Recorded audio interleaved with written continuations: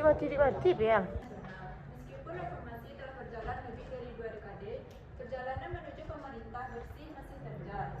Pertama itu ada pertumbuhan ekonomi, yang kedua merusak kepercayaan publik terhadap institusi, dan selanjutnya itu menciptakan ketimpangan sosial yang mendalam.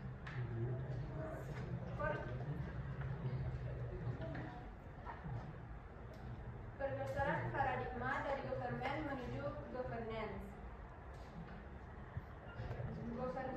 Government, cara kekuasaan digunakan untuk mengelola sumber daya dari pembangunan. Untuk memberikan tata kelola yang profesional, akuntabel, transparan, dan menjunjung supremasi hukum. Clean government atau pemerintahan bersih adalah hasil dari penerapan good governance yang efektif. 9 pilar utama good governance atau UNGP yaitu yang pertama partisipasi, hak warga negara dalam pengambilan keputusan. Yang kedua yaitu supremasi hukum, kerangka hukum yang ada tanpa pandang bulu. Yang ketiga yaitu ada transparansi, informasi bebas akses bagi yang terdampak. Yang keempat responsivitas, melayani pemangku kepentingan dalam waktu yang wajar.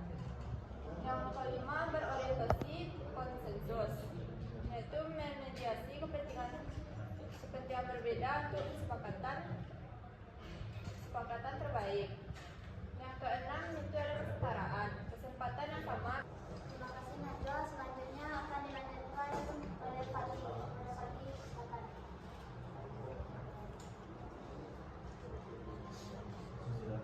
Selanjutnya landasan hukum dari perisai negara melawan korupsi. Yang pertama itu ada konstitusi Undang-Undang Dasar 1945 pasal 23, pengelolaan keuangan negara yang bebas dan mandiri. Selanjutnya asas penyelenggaraan Undang-Undang Nomor 28 Tahun 1999. Definisi menetapkan asas clean state atau bebas KKN, kolusi, korupsi, dan nepotisme. Selanjutnya penindakan Undang-Undang Nomor 31 Tahun 1969 JO Undang-Undang Nomor 20/2001. Definisi tindakan pidana korupsi, tipikor, pembuktian terbalik. Selanjutnya kelembagaan Undang-Undang Nomor 30 Tahun 2002. Pembentukan KPK sebagai lembaga independen.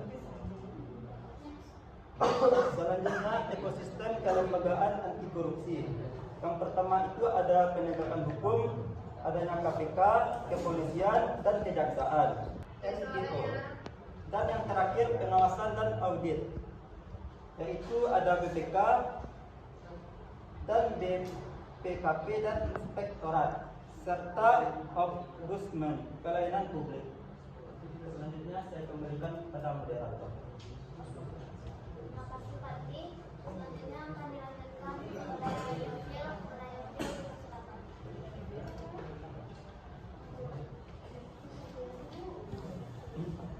Baik, untuk selanjutnya adalah implementasi reformasi di lapangan. Yang pertama itu reformasi birokrasi, transisi dari sekolah sistem ke sistem merit, yaitu Undang-Undang Nomor 25 Tahun 2014. Penilaian berbasis kompetensi dan kinerja bukan pendekatan politik.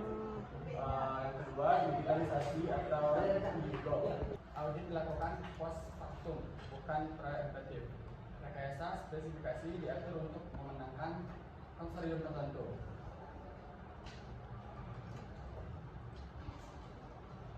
Kembali kepada moderator.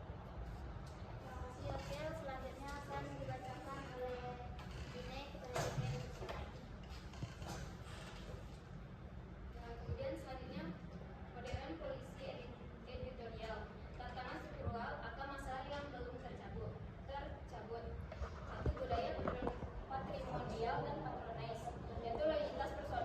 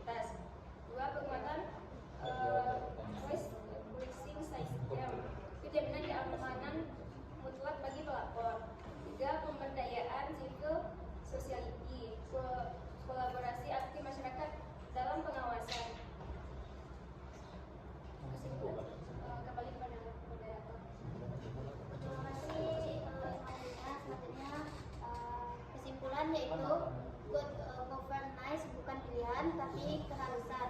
Instrumen hukum sudah ada, namun enforcement dan budaya harus diperkuat. Kunci keberhasilan adalah kolaborasi pemerintah, swasta, dan masyarakat. Integritas adalah mata uang bangsa maju. Sekian persentase dari kelompok kami. Apakah teman-teman ada saran atau kritik? Usianya dan teknologinya. Ya, apakah itu manusianya atau teknologinya? Perbandingan Surabaya dengan daerah lain. Kira-kira faktor apa yang menyebabkan kota Surabaya berhasil? Dan apa kelebihan Surabaya yang tidak dimiliki daerah lain? Apakah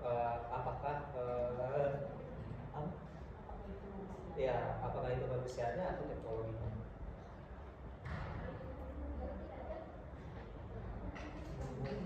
Pertanyaan menurut teman-teman, bentuk pengawasan apa yang paling realistis yang dapat dilakukan mahasiswa terhadap kebijakan politik?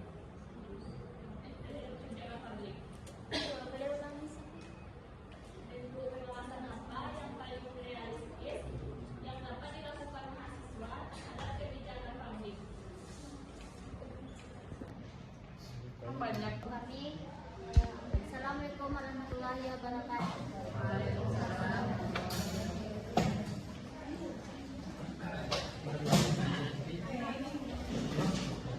Yang belum dihitung. Iya, Miss. Iya, Miss. Iya.